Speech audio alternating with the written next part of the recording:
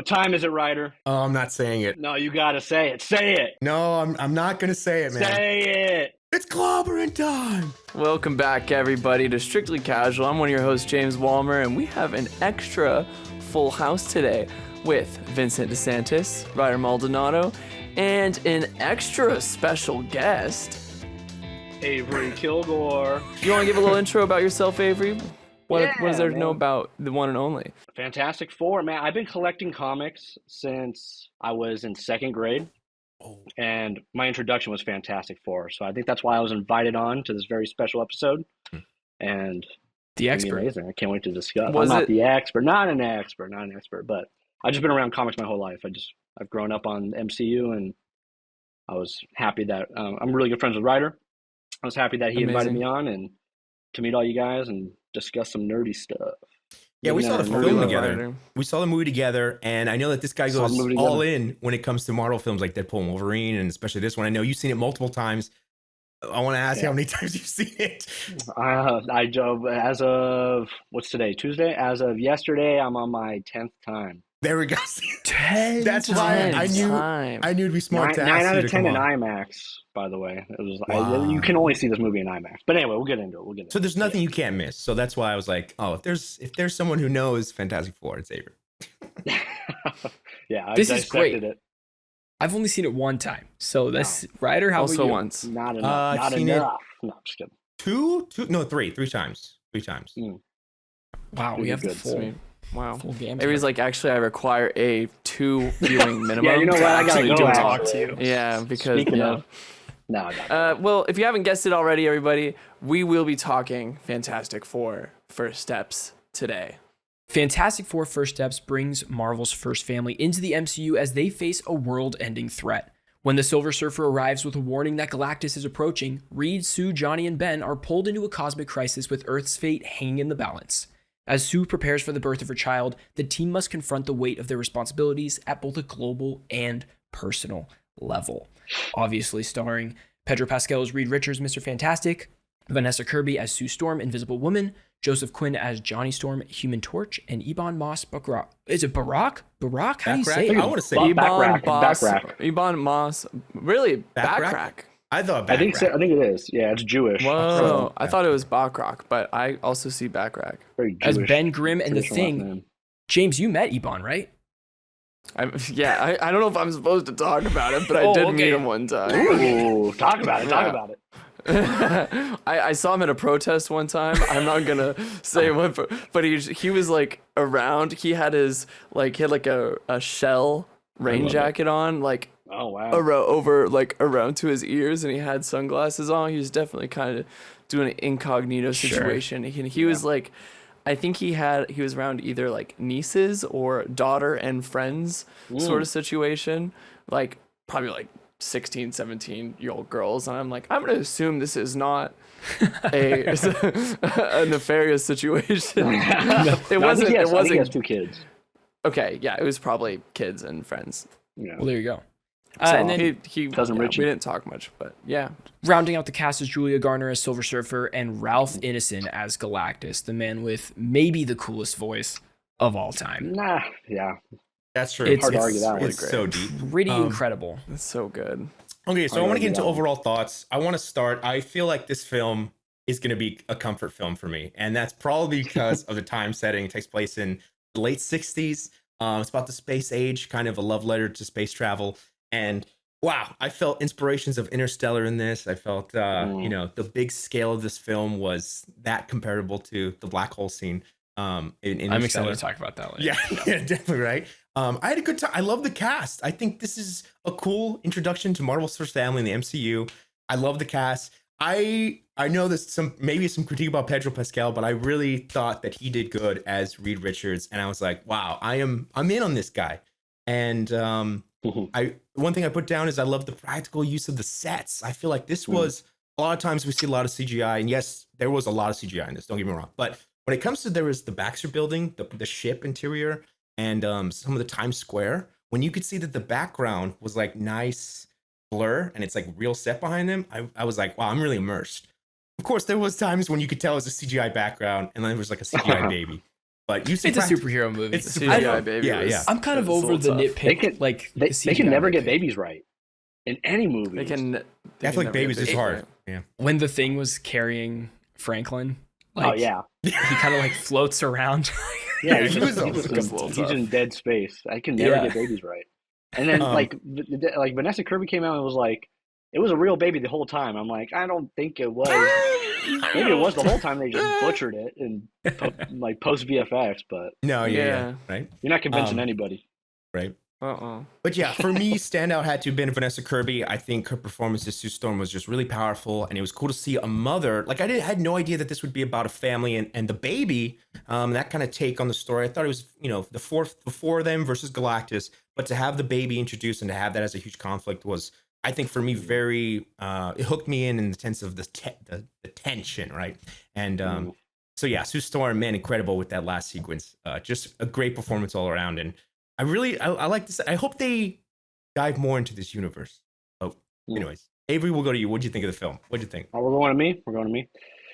All right. Well, it's super difficult for me. I have such a connection and like attachment to this family, and so it's like it's so hard. I'm so invested, but like I can't. It's like hard to give overall thoughts because I want to be like give like nuanced takes into everything, like every little aspect.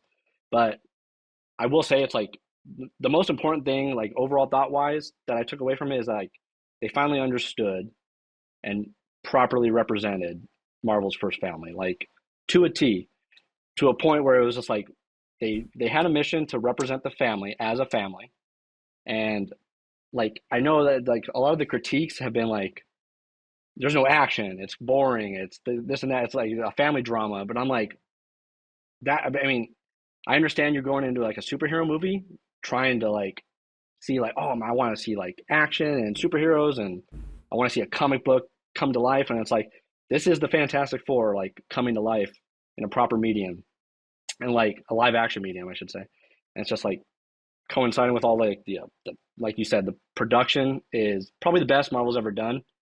The use of practical sets was the most genius idea ever. Matt Shackman, I don't know if he like did a lot of the practical sets with WandaVision. I mean, he must have because it was like just took place in like a neighborhood for the most part. But I remember that one being like a very immersive set as well, and it probably helped him on this movie tenfold. But the theming and then honestly the score, like I put this score up against everything. When you've seen it as many times as I have, which is borderline an obsession, I don't recommend it. But like you start to not focus so much on the movie because you know what happens in the movie, and like you start focusing on other things. And like the things I've been picking up on all the subsequent viewings is like the score, and it's like Michael Giacchino just absolutely annihilated it, and you could hear like the strong influences, like the space takeoff scene. It's like The Right Stuff and Apollo 13 and just like all those good old space movies that we like fell in love with, like the space race movies and stuff.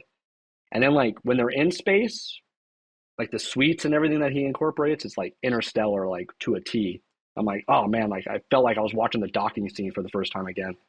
Like just unbelievable stuff. And it was because of the score. And it was like, I didn't really get that the first time because I was just focused on like, what am I about to see? What am I about to witness? But all the subsequent viewings, I could like really take in the score. So aside from what everybody else is probably going to be talking about and praising and any criticisms, like the score deserves its like due in my overall thoughts, I would say. So, but yeah, it was a 10 out of 10 for me. I'm fully biased. I'm very self-aware and I fully admit that, but I can't wait to get into like a little nuanced discussion about things and for sure and stuff like that. But yeah, those are my overall thoughts. Cool. James and Vince, what do you think? Yeah. I thought Fantastic Four was a really great time. I thought for the first time, like I think a lot of people compare this movie to Thunderbolts in terms of like family film.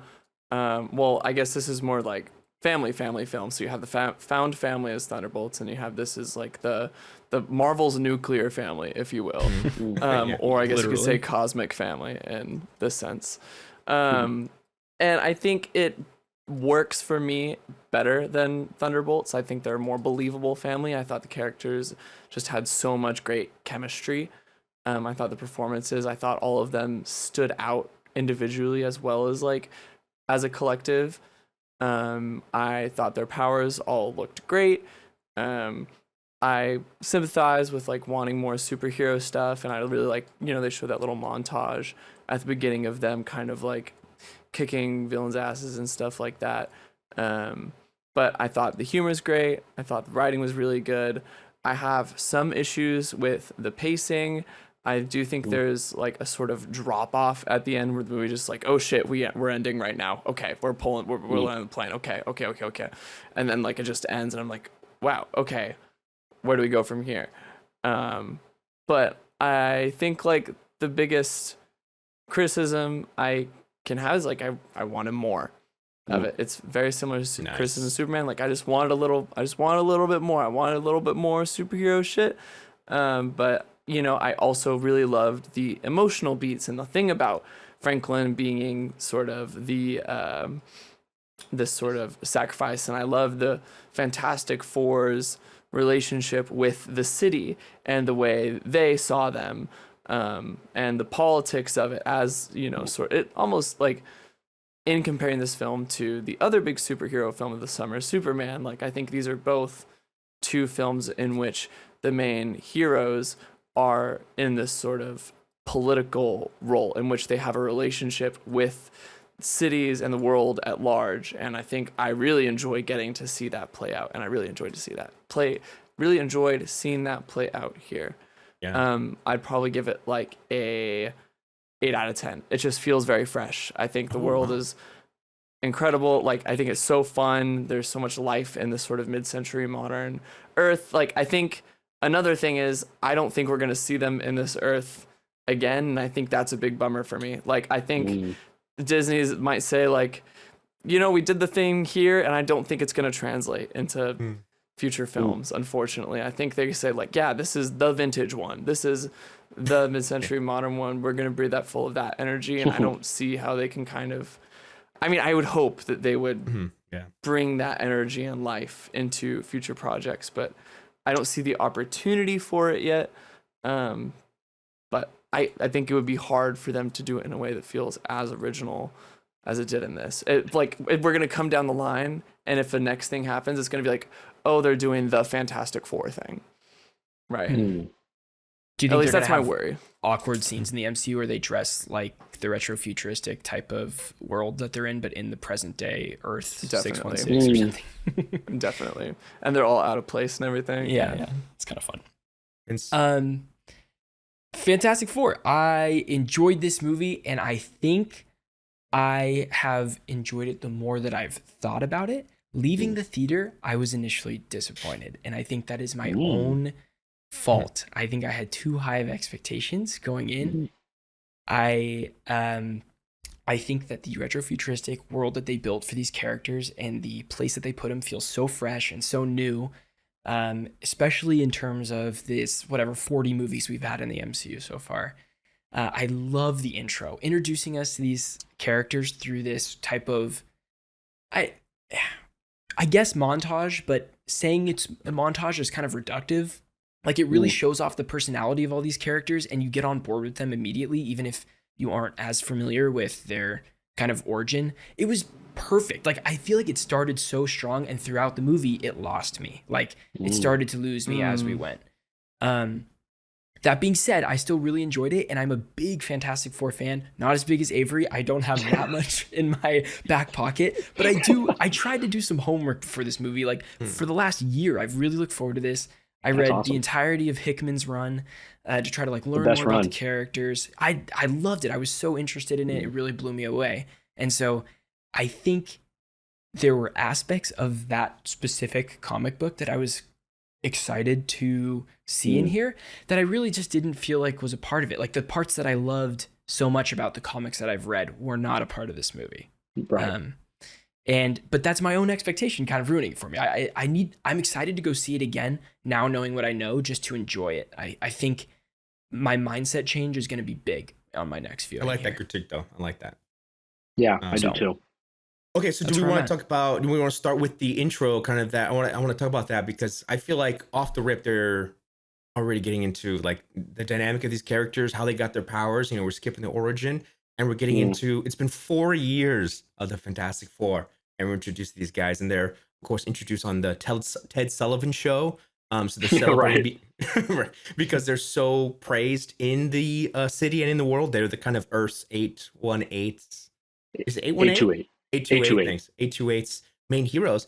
And I mean, with the music swelling, I mean, seeing this in IMAX really paid off because again, you're hearing that music and you're really getting into it, and you're like, I'm in for these people. What a great intro. Yeah, it was right? so great. It's a really good intro. One of my favorites. ABC, One of like my favorite parts of the whole movie. the motion graphics for the newscast and the type of framing that they did. It was so cool. It felt so fresh. Now, Avery, using your knowledge of comics, how do you think their dynamic played out? I mean, talk about this intro, getting into the start of it. Where introduced these people? So it's like, I don't want to sound like I don't want to get too deep into it because I do. I want to be nerdy. I want to nerd out. But like, do it. I will. So like, overall, the intro from like just a general audience standpoint, it did such an amazing job. Like Vinny said, like of catching people up. No exposition dump. It didn't feel like an exposition dump, even though it kind of was like masked as one. It's like, here's the story. Like even kind of like it's on a little on the nose when Ted Gilbert's like, here's what they like been up to. Like their story, and it's like, well, maybe a lot of people don't actually. Yeah. And so it's like kind of like, oh, that's kind of like a little on the nose. Like we're about to show you their story, kind of thing. But one of my favorite things that, I mean, people kind of like. I've seen people like kind of discussing, and I've been wanting to like talk about with people is like how the introduction and that whole montage, it sets up the universe. Because you guys were talking about how like this, like I know he was like worried about, the universe being like, we're never going to come back to this 828 universe. And like the 828 universe, I fell in love with like from the intro and throughout the movie, it just grew in more and more. But what it did is like it set it up in a way. It was like, I don't think they're done with it. I really don't, because they set it up in a way that was like it rivals every other, like our main universe that Tony Stark envisioned. He was like, I want a utopia. I want a shield across the world. And what Reed Richards did in the universe 828 is make a utopia society where there's no other heroes. There's no other heroes. There's no superheroes other than the Fantastic Four. And it's like, once I like grasped that, and I was just like, he did what, Tony Stark always wanted to do, and he wasn't capable of doing, and Reed Richards was capable of, but it has its consequences later on, like when everybody turns on them, and it's like you were talking about, like their connection with their people and like that political side of things, and like they rely on them, but the double-edged sword of all that is like they rely on them, and then in a moment's notice when they don't feel safe because Reed has ensured them that you can rely on us for all of your safety, everything you ever want. You rely on us. The moment they are like, we're not safe, screw you. And they turn on them so quickly. And it's like, that's what would happen in a utopian society that Reed Richards like built. And it was just like that, like little, like kind of subtle detail was like perfect for me. And it like blew up the universe even more.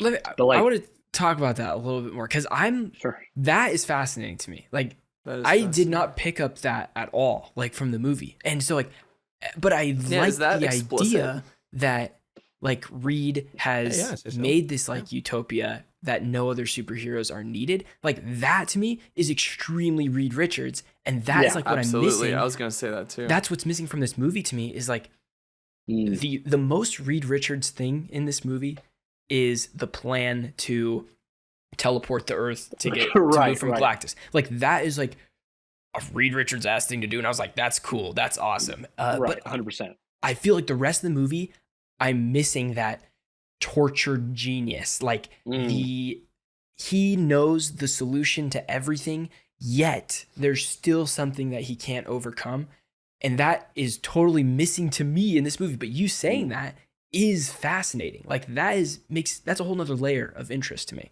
Sure. Yeah. I mean, I don't think it's explicit. I think I just on the subsequent viewings, like you kind of pick up on these things. Like you're putting two and two together. Sure, you're kind of connecting things. And this is a complete side note, but like we can talk about the pacing too, because I did have a problem with the pacing the first time I saw it. The benefit for me was I saw it 3 times on opening night. So I saw it back to back to back. And One day. again, Oh, yes, that's so cool. again, Love that's that. my You're a obsession. sicko.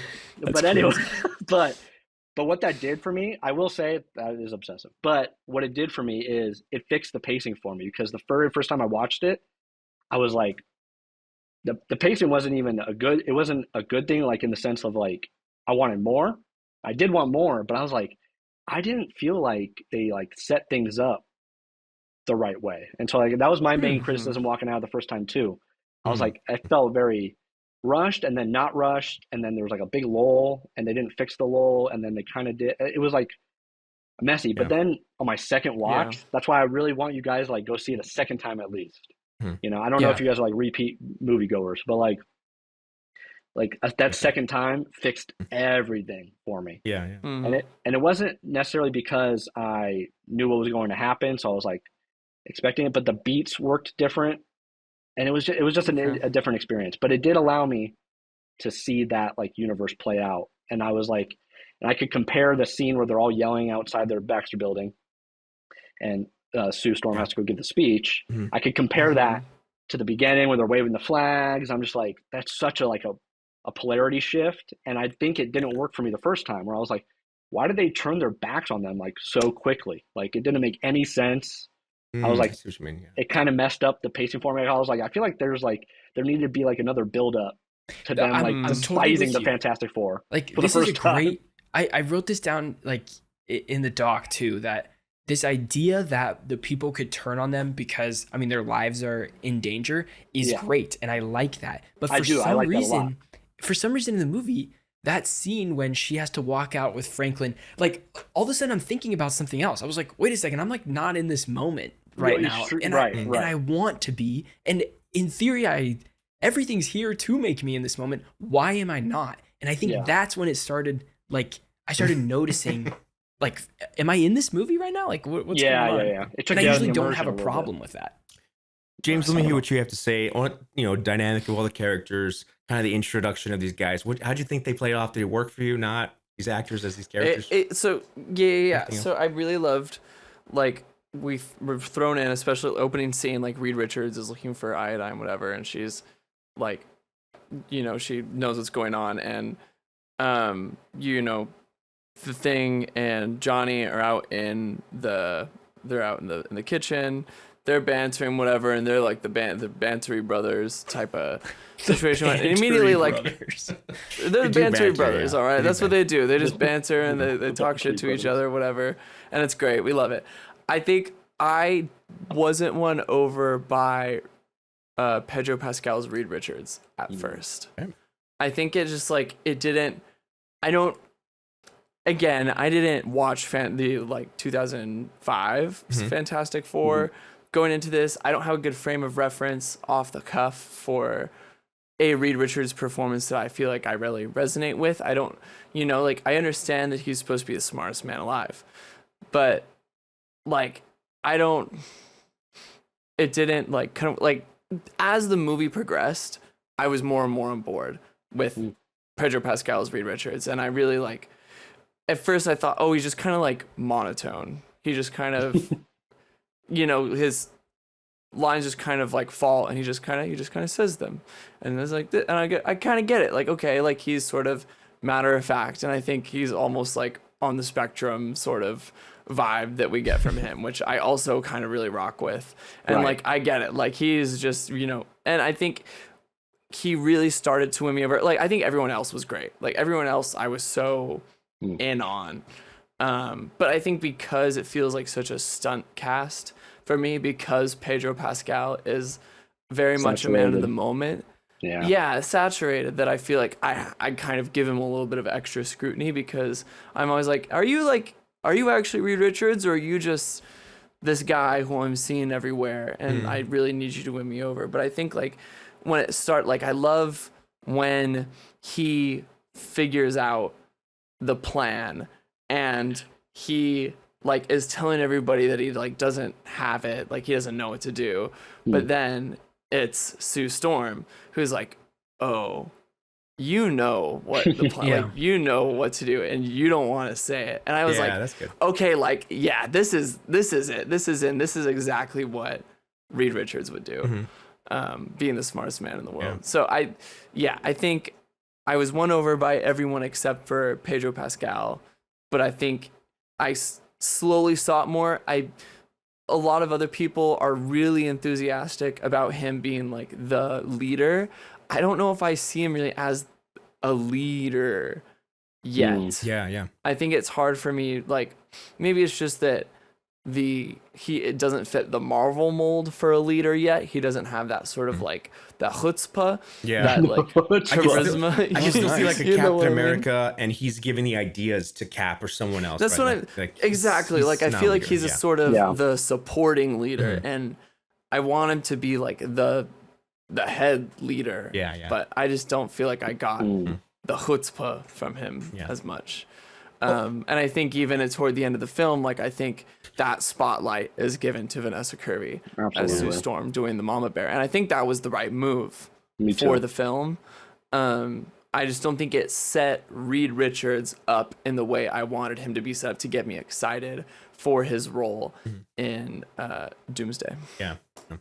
Well, I think we're being focused on characters. I want to get into Shala Ball, the conflict now that they have to go up against this beautiful family. Shala Ball and Galactus as well. Family.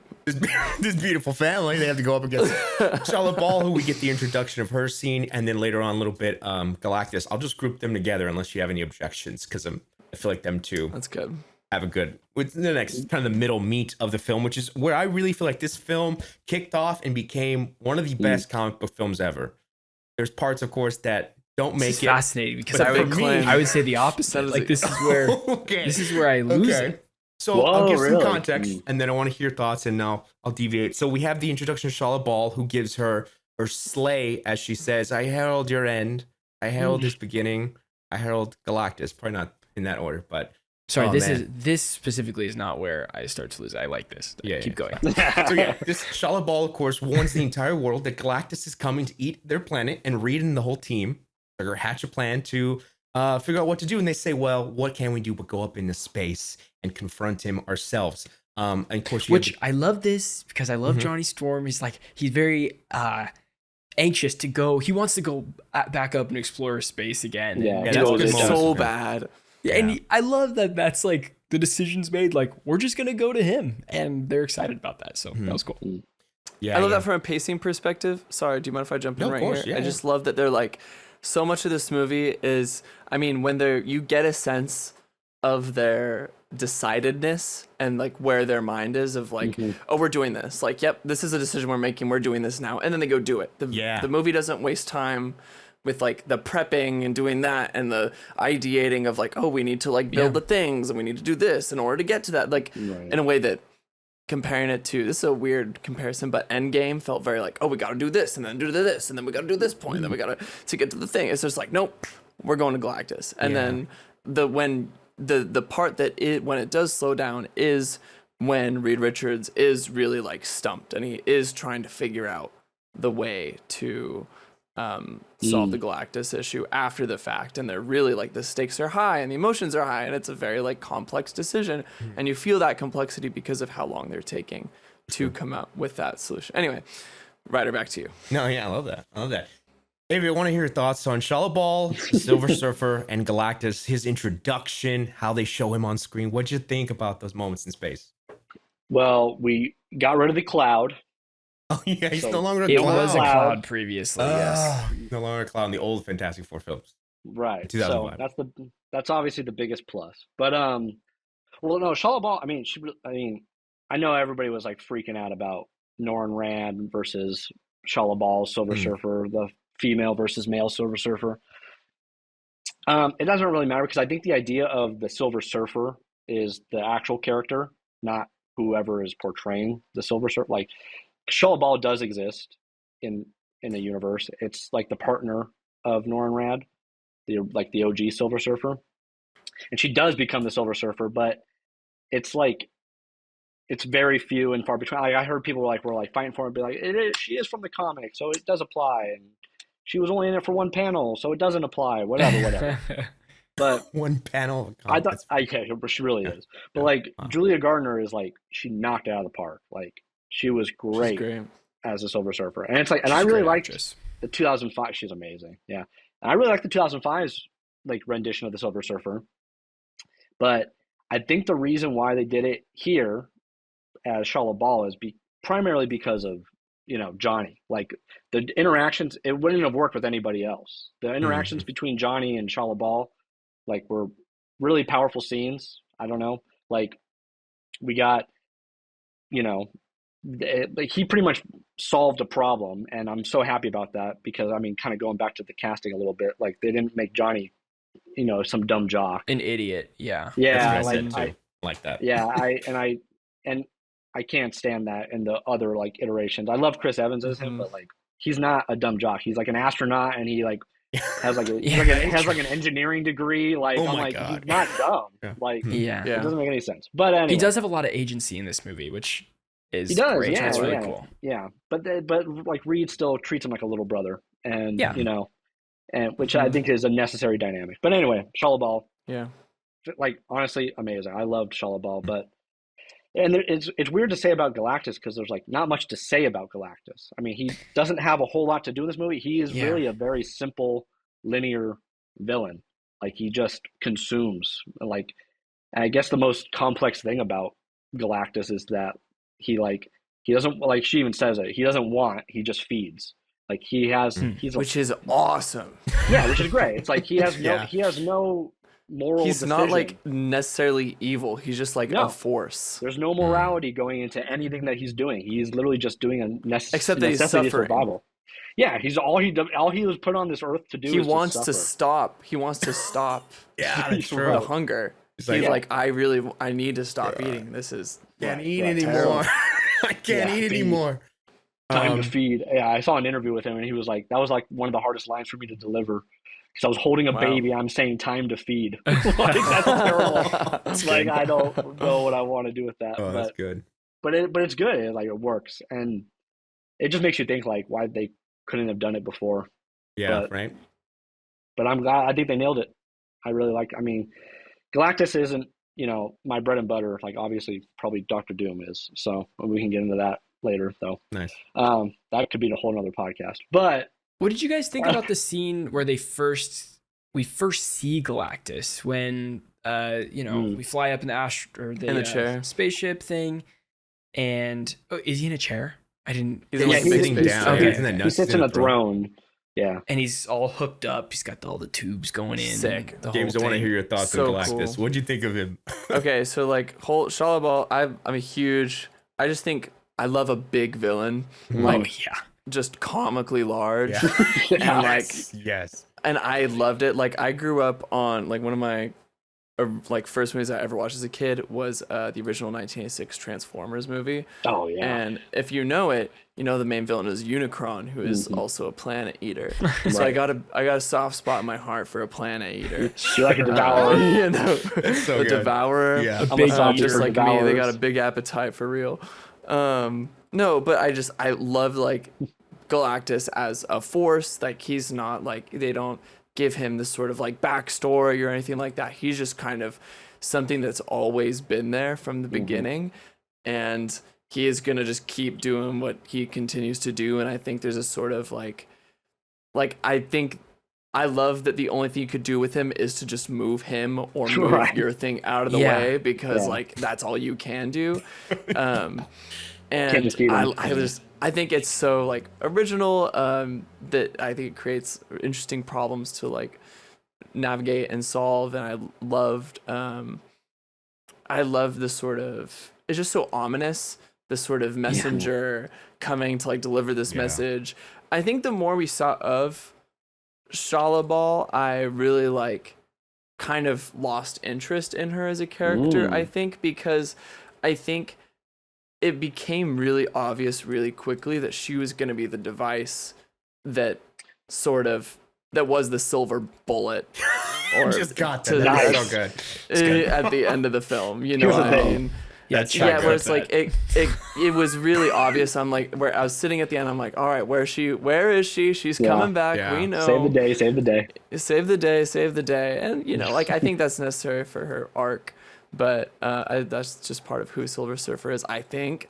Yeah, But Silver Surfer as like a character is like, and there was like they didn't really explicitly like touch on it, but the character was like created as like the loneliest being in the galaxy, because just Whoa. like it's like almost like Galactus, he assigns his heralds to take off the pressure of his like loneliness. Like he's only put on this universe, this galaxy or whatever, for one purpose, just to feed, and he's like obviously just sitting in a throne in his Tatu spaceship for and like eternity, and like so he like uses these heralds and to be like the loneliest beings in the galaxy, take them away from strip them from their planets, strip them away from their families, say you made a noble sacrifice, you'll never see them again, even though you know it exists. And it's like they don't explicitly say that, they kind of show it a little bit, like a show note don't tell, when she's like on her planet and she's spending time with her daughter, and right, those scenes are beautiful. A cool addition. Yeah, I think I like that. And I liked it. I could have used more of it too. though. I could have used like I could use a little more, but 5 more like minutes of like with a little bit of backstory. Absolutely, but I think her relationship with Johnny works and it fleshes him out, makes for some comedic moments. I think it starts to put Johnny toward that like fuckboy sort of a little bit, a little bit, which I'm like, okay, like we get it. But I think that's nevertheless, fine. I think it's funny. Not like he's reduced to only that. Like it's okay. Correct. He's not. He's not. It's just he has fuckboy tendencies. That's good. That's I agree 100%. Yeah, I agree. Yeah, and it is. Yes. Okay, so to oversimplify this story, it's funny because I'm thinking about it now. You have the introducing the family in the vibe of this film. You introduce a conflict with Galactus and Shala Ball, and then you're like, okay, so what are we gonna do? And then the entire third act is kind of that waiting for him to arrive to Earth and defeating him, and that whole thing. Like it really feels like a solid 3-act structure. And so I feel like a good transitioning zone to now the plan of how we're gonna stop Galactus, right? Like there's a lot in between, of course, that we can bring up, but I think I'm gonna get to kind of how they interacted with Galactus on the planet. Is that cool? We go through there. I think we're missing a piece here, and that's the baby. Yeah, the baby. You can talk about that. Kind of I do want to talk about that too. Leaving meeting Galactus for the first time, and he, looks at Sue's eyes, and all of a sudden, boom, the baby's coming. Like that. That's insane. That was crazy. That was awesome. This is my favorite scene in the whole thing. I think is escaping Shala Ball, going in the spaceship, and she's having the baby as they're trying to get out of there. That's like, to me, it hits the suspense and sci-fi kind of like vibe. The action's great. You're already bought into the characters, so you're just kind of existing in the thrill of it. And that's like the movie shines in this scene to me. It is the peak of emotions of the movie to me. Yeah, that was the moment for me. The moment they leave to space and come back from space, that's my greatest sequence in the MCU. Yeah. It's its own like mini series. It's like it's like a crazy. Johnny's trying to shoot the lasers, and it's like it keeps curving, and he has to figure out the curve of the. Yeah, it's so good. So many different bombs, everybody's powers a little bit more too, because up to this point we're not seeing much stretch happening. Like Reed hasn't really stretched out. We haven't seen too much invisible stuff going on. But he's tight. He needs to stretch out. Right, exactly. Is he stretched thin in this moment? Oh my god. Reed is like bracing himself. Not this moment, later. He's like bracing himself from the top of the spaceship. Sue Storm's like completely invisible having this baby right now. Like it's like very intense. Shala Ball's in the ship at some point, right? Like she's fully in. Hands in the stomach. Hands in the belly, mind you. Stomach. It's crazy. Right before they zap off, That was the scene for me that I said was one of the greatest. Like it's not the whole film, but that moment for me was like one of the greatest in comic book history because of the chase and because Silver Surfer is surfing on the dust of the black hole. Yeah, she's surfing. The lava, she's surfing the lava, surfing the wormhole, and surfing the cosmic space dust. It's great. So cool. Nuts. So good. I was like, yeah, this is it right here. This is the moment. Hook that to my veins. But incredible. I have a lot of questions about Franklin that I'm sure we'll get to when we finish this story for you, Well, Avery. I'm curious to hear about your thoughts because you just read the Hickman stuff, and that's where Franklin shines. I think I'm very excited that they introduced him to the Marvel Cinematic Universe because what is he, God? He's like the most powerful being. Let's talk about who is Franklin. You want me to talk? Tell us a little bit about the context of who Franklin is you're in the expert whole MCU. here. Like his full story too, like everything. I do want to hear what Vinny has to say because I mean, you read about him, and I don't know if they've read the Hickman stuff because he was really popularized through Jonathan Hickman's run. But yeah, so Franklin Richards, like he's like their firstborn. They have another child later on. I know everybody was like speculating whether it was going to be Franklin or Valeria, but yeah, Franklin Richards is I think we are going to see Valeria, but that's a side note. But anyway, Franklin Richards is essentially like he's like an omnipotent god. He really is. He's imbued naturally with the power cosmic. And so speaking of like, you guys really like that scene where he shows his eyes, and he pretty much like speed runs induces birth. That's him using the power cosmic because the power cosmic's in the eyes, and that's what happens. Obviously, skipping ahead later on when he brings Sue back to life, she sees like there's like a panel, a very specific panel in the comic. I think it's a Jonathan Hickman comic, but like Franklin Richards like under his sheets, like at bedtime, and he's creating a universe in his hands. Oh, I've seen that. And his eyes are just imbued with like the power cosmic, like they're like a galaxy in his eyes. That's not quite looking like when Peter Quill sees like the universe. Yeah, I know. When he gets like possessed by Ego, his dad or whatever. It's not quite like that. It's like legitimately like what Sue Storm's eyes look like at the end. Okay. It's great, but he's like an omnipotent god. Like it's easier to say the things that he did to represent him as a character rather than just try to describe him because he's literally everything. He just like the list is endless. But like at one point he made Galactus his herald, so Galactus gets defeated by Doctor Doom, cool. and he raises him from the dead and says, "I herald Galactus." Like I herald you as my herald, kind of thing. So he does that. Wow. He makes himself an Omega level mutant. So he decides to classify himself as a mutant. Like that's what he thinks he is like a mutation. And since nobody else is Scarlet Witch is a reality altering Omega level mutant as well. Like so an Omega level mutant, like a little bit of backstory with X-Men is you are the only person or the best at your ability. So like Iceman's an Omega level mutant because he's the only one that can control ice and water and stuff like that. Storm, she can control the elements. She's an Omega level mutant. Nobody else can do that. So, but he makes it so that nobody else can do like anything that he can do because he can just alter reality and create reality, which is something that Scarlet Witch cannot do, which makes him much more powerful than her because he can create realities. And I mean, I don't want to jump ahead too much, but I think that is where they're going with this whole entire story. I think that's why Doctor Doom wants him. Yeah. It's cool. From all I've like read in the one run that I've read, my limited knowledge, I think Franklin is an interesting character because he's a kid in the run I read. He's always a kid. Yeah, we only know him as a kid. 9 or so.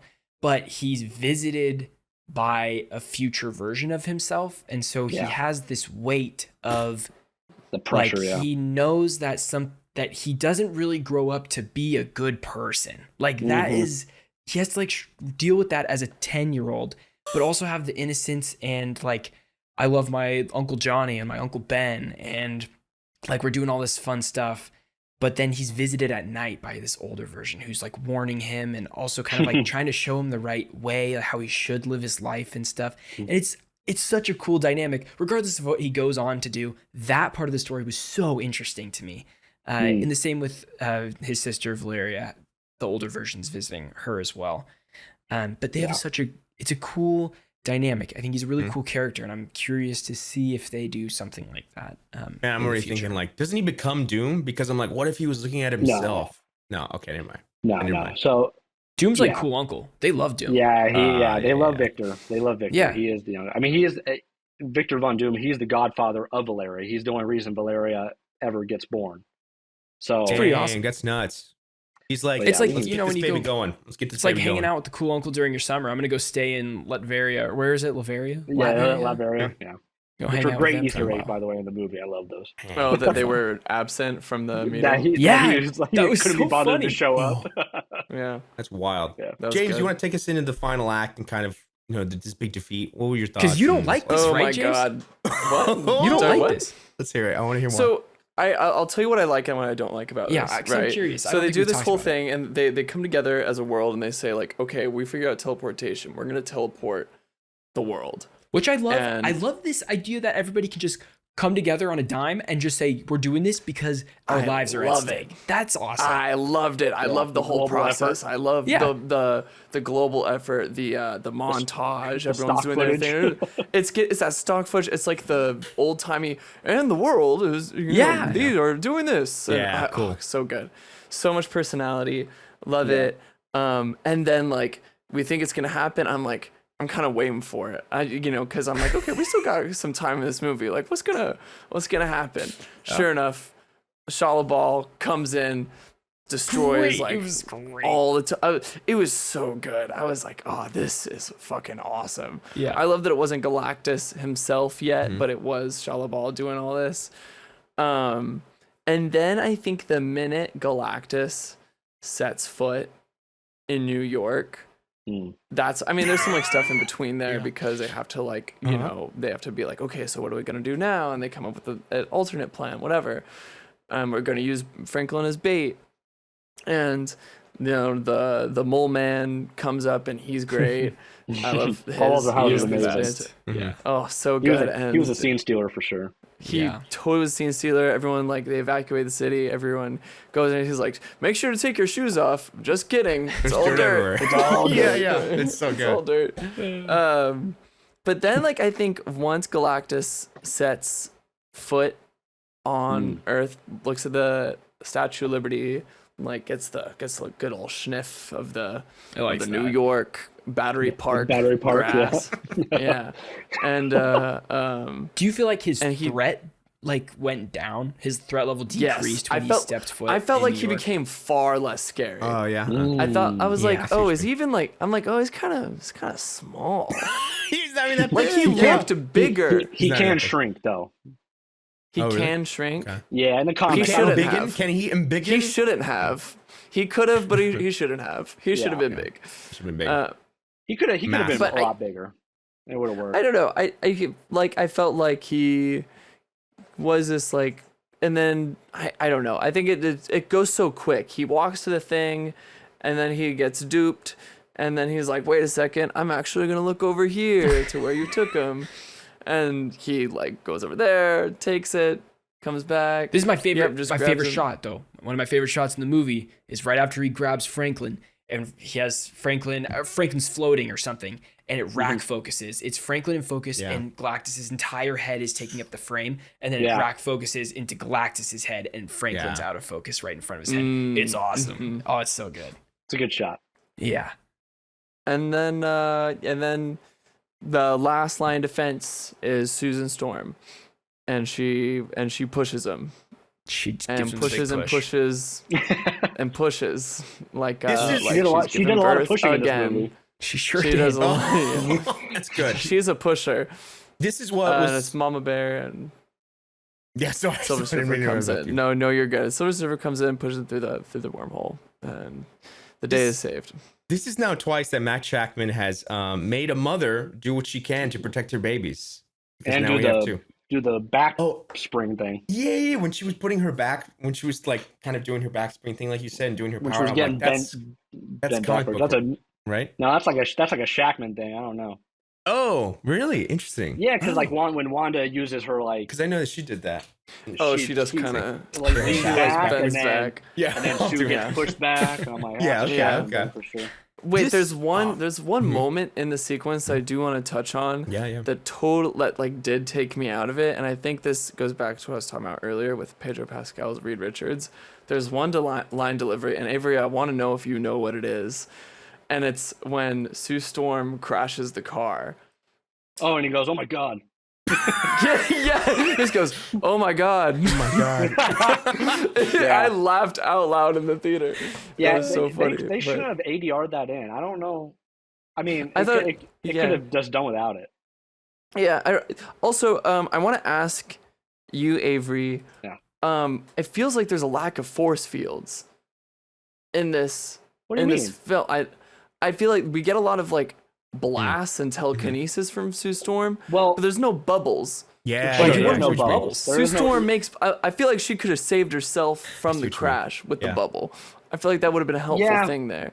Yeah, they could have done like more defensive, like use of her Mhm. powers. Yeah. But She was on zero But- battery. What do you expect, James? yeah, but That's true. Zero. She was on zero battery. but she yeah. does have like she uses her things like offensively as like optic blasts. Mhm. They're not necessarily force fields. They can be used as force fields though, but they never really showed Got that. Now that I think about it, yeah, that would have been cool. That would have been a nice little touch. I grew up on the like OG Sure. Fantastic Four TV show, Yeah, and I absolutely. feel like that was like the main thing she did was like Just bubbles. you know, like we Yeah. need bubbles. Yeah. That I mean, so that's like a very like Silver Age thing because that's all she ever did in like the Oh, wow. old comics. Like up until like Mark Waid started writing her and stuff, she used it more offensively. Like she can do these like Oh, crazy cool. blasts because it's Yeah. she's just manipulating light and like refractals. Mhm. So So cool. if she can use it defensively around her, or she can Mhm. obviously she can use it offensively towards something To push. Yeah. to push or pull. Like I think Cool. I think that's what like kind of like emulated a little bit is like she like when she first tried to do it on Galactus, she like tried to pull him Oh, sure. to Pull. face Yeah. her Yeah. and then push. That's what it seemed like, and then he kind of like shoot her away. But it Mhm. seems like that's what she does because she kind of like turns him. But anyway, I loved Yeah, the that's still cool. visualization of her powers in this. I thought it was a really cool way to show it and cool. I way to think do so it. too. Yeah, I agree.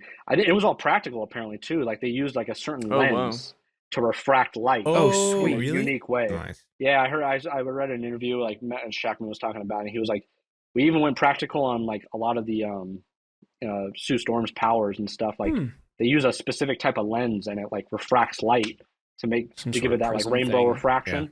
Yeah. That's Yeah. cool. I They really probably love in fixed it up, but what I love in comic book films is when they take their problems so seriously that you can't help but believe it. Because there's a lot of dire consequences in comic book films in general, and it's you know, me as a moviegoer, as much as I have my suspension of disbelief, I'm never fully in. But when they're looking at each other and they just are like have a gravity to their look, like this is so serious. We're gonna use our son. We need to protect him. And there's a baby in the mix. I feel like, yo, this is so melodramatic, and I'm all in on it. You know, when he's taking the baby and he has a little baby, and the baby's crying. I think the sound of a baby crying was so visceral for me that I was like, oh my God, this is like horrible. This is horrifying because I can't imagine what the parents thinking. Like, this isn't your toddler or your kid or anything. It's your baby that could die with any little bump and bruise. Mind you, I know he's super powered and all being, but still, it's a baby that they think about. So the fact when Sue Storm is using all her motherly might and they're even like, Sue, stop. You can't. You're going to die. And she gives her all to where she dies. Oh, so powerful. And again, another moment that made this one of the great films for me in comic book lore. But what a scene to push him in. And then as she's pushing him, she gets thrusted back because her power becomes more powerful than her strength to hold it back. Yeah. Come on. So good. Yeah, it's very matriarchal. Like, I mean, she's always I mean, she was like very represented as like the true leader of this team in this movie. Definitely. Which I actually love. Yeah, and like to the previous point of like Pedro Pascal, like I wasn't really sold on him, but he captured Reed perfectly for me in the sense that like it's the pathos. Like he is so like intelligent that he's so not emotionally intelligent. Like he lacks all emotional intelligence, and that's why like I give forgivance. Like I'm like very forgiving with the like, oh my God scene or like whatever, and like he doesn't realize that he only has like a very singular focus. He's a problem solver at his heart, like that. He's only focused, and it's like they all have these little moments, like either through dialogue or actions, and it's like I feel like both. Like in the first two acts, they had like one piece of dialogue for each of them that fully represented their characters, and at the very end sequence, they had very small little moments that represented their characters, like in a show instead of a tell. So like they told you who their characters were in lines of dialogue, and that's probably mostly due to the writing. Obviously, I mean, a lot of the dialogue was like greatly written, but like Yeah. at the end, they have like small little acts that just make them, like represent their characters to They're a full definitive. degree. Yeah. Yeah, and I like Sue Storm saying, "I'm going to kill myself to save my baby. I don't care what it takes." Like that, she's the ultimate matriarch. Like that's what Yeah. she is. And then Reed, having to like forego any emotions. He doesn't care about his wife that just crashed because now he knows that like he needs to save his child. Like it's just like he is just burdened with all these like glorious purposes kind of thing. And Ben just being the true heart and glue, protecting them and protecting Sue's like all the time. And then, Johnny just he's like he was willing to sacrifice himself. Like it's like those little character moments. Oh yeah, I forgot about that. Yeah. Yeah. Yeah, and Tell Franklin his uncle loves him. yeah. It's great.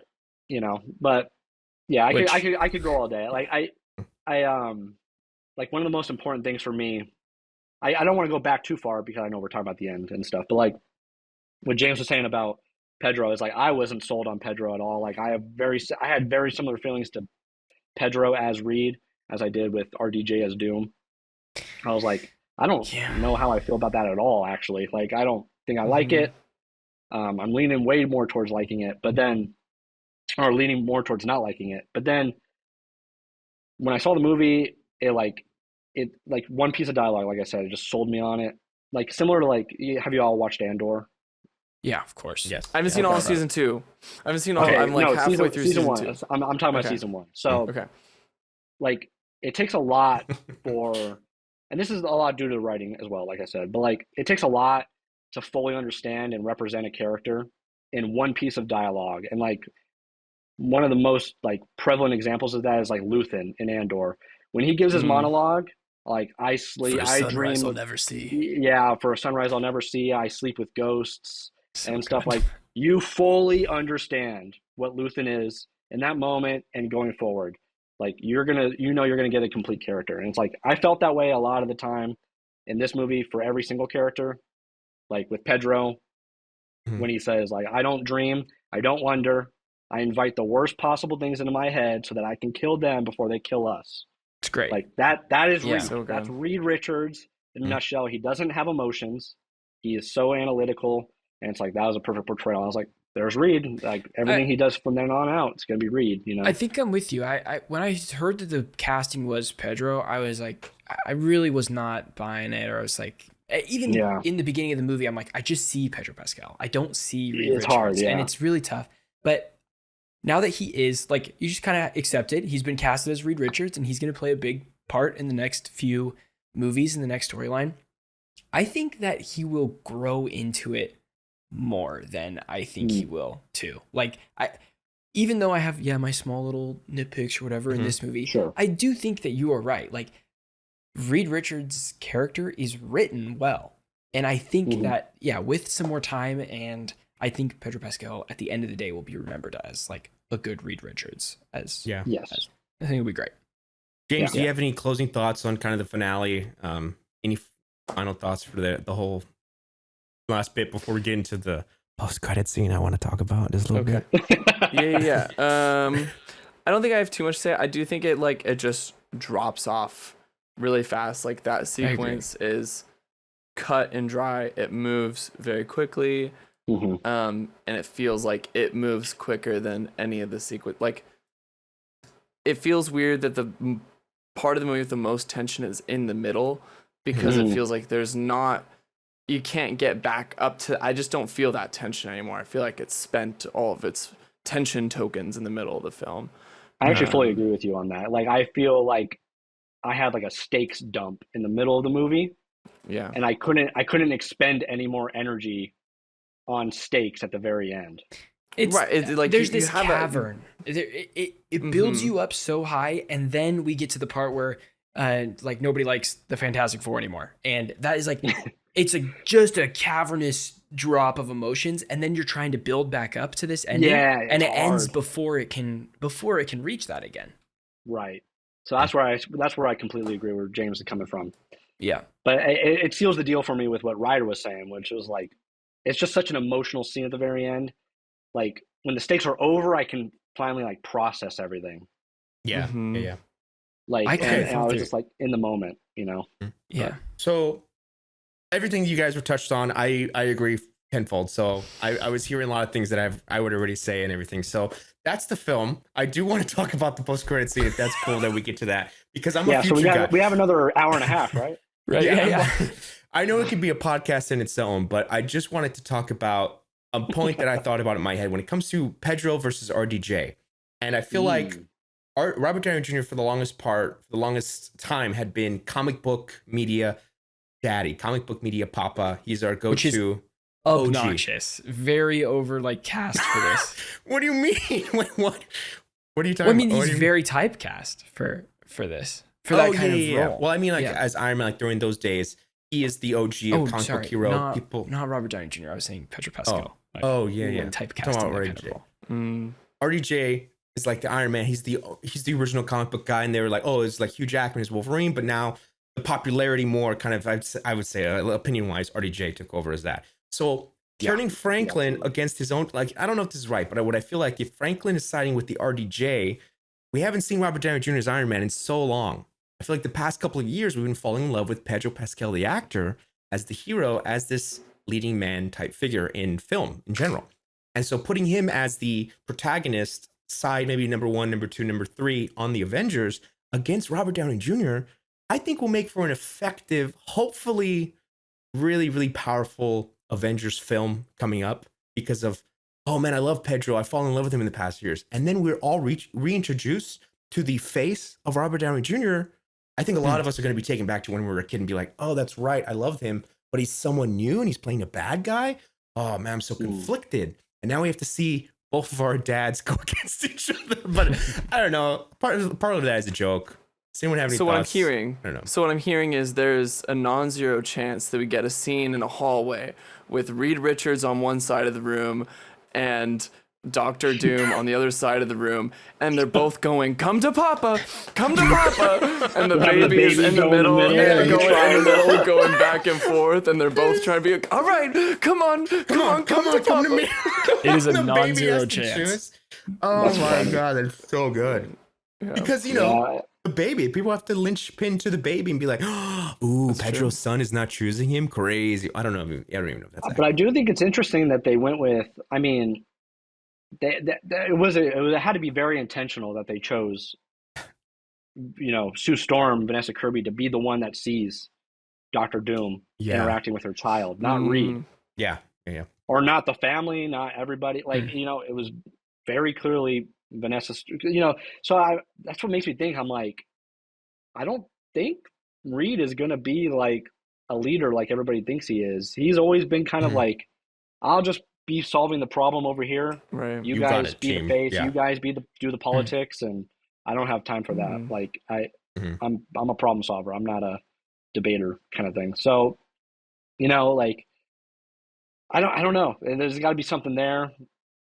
I want to see. I just want to see the dynamics. I need to finally know what they're doing with Robert Downey Jr. as Doctor Doom. Are we convinced that Robert Downey Jr. is going to be like this ultimate Doom, or is he going to be like a red herring type of? Are they going to do the Mandarin from Spider-Man from Iron Man 3, where something like that? Well, I heard this crazy theory that what if they, you know, Doctor Doom is then like, I don't know, killed or something, and like the real Doctor Doom is introduced. But the reason why Robert Downey Jr. comes back is he becomes Superior Iron Man in Secret Wars. So he comes back, but another actor is Doctor Doom for the final part. I don't know. I kind of like that theory. That's such an expensive, red herring. Have to draw it out even farther, right? Like he's Doom, but he's not the real one. Here's the real one, and it's some crazy actor that they've somehow managed to keep secret. I don't think they're gonna do like something like that, but they do have to have like an in-universe, in-film reason as to why he looks like Tony Stark. I know, right? And that's the one it just racks my brain thinking about it. And I don't think it's gonna be like a bait and switch kind of thing. Like they've committed to this. They've committed to something, and I'm excited to see what they commit to. I just am very worried that it trivializes, like, they haven't done Doctor Doom yet in the MCU, and I'm excited to see Doctor Doom in the MCU. And I'm gonna be pretty bummed if the whole conflict is, oh my god, it looks just like Tony. Oh god, like that's like the movie. If that's the movie, I'm gonna be like, it sounds like, wait, your mom's name is Martha? yeah, same kind of thing. Oh, yeah. Martha. Yeah. Okay, so real quickly, in like maybe 15, 20 seconds, I just want to hear quick. James, you could start. What's your excitement level for Doomsday now? Isn't that what's next? Is that what's next? Like, Spider-Man's next. But. Okay, still, I want to hear. I don't know where I'm at for Spider-Man. It's like kind of feels like it's coming out of left field, to be honest. But for Avengers Doomsday, which feels like kind of like the next big beat forward and where this movie is going, is like I have like anxious curiosity, I would say. I like that. Anxious curiosity, like could be like I love Doctor Doom, but I'm anxious to see where they go with it. Yeah. Avery, you want to go? Vince? Sure. Yeah. I would have to agree. I'm at like a 7 because I'm like, they need to nail it. You know, they can't mess up Doctor Doom. It needs to be a home run. I know it really does. It has to be a home run. It has to be perfect. You know, like objectively perfect. But yeah, I don't know. Yeah. It was an expensive gamble. That's all I'll say. It sure was.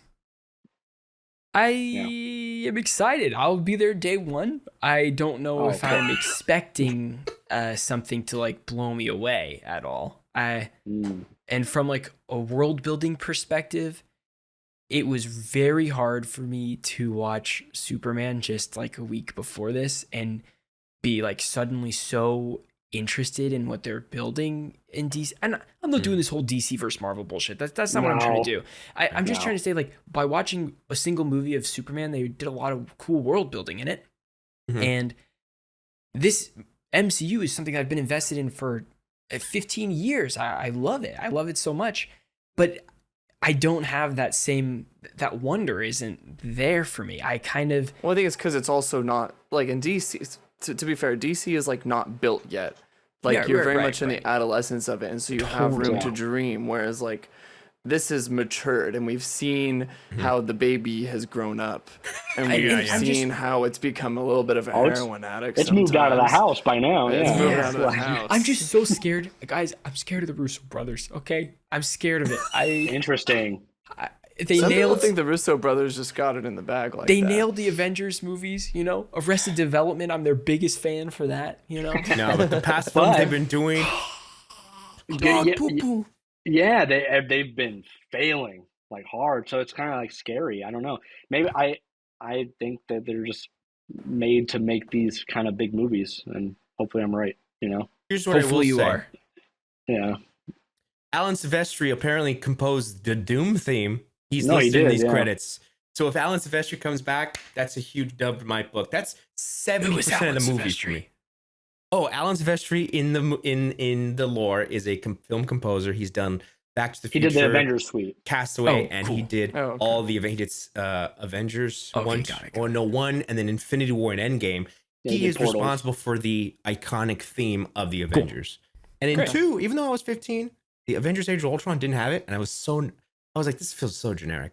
And when he came back in Infinity War Endgame, the Endgame portals, just the theme of music. That music is great. So, well, there you have it. I mean, if there's anything else to say about Fantastic Four, or we're wrapping it up, how do we all feel? Discord. Jump in our Discord and let us know how you guys felt about it. We'd love to continue the conversation with you because we can spout out all we want, but we're just interested in and not just join our Discord. I mean, we of course want you to join our Discord, but also let us know your thoughts down below. If you're on Spotify, you can leave comments on Spotify. I don't know if you do it on Apple Music. Leave comments on YouTube and other podcast platforms that allow you to do so, because we want to be up in the conversation. We want to be engaging with you, the viewer. Mm-hmm.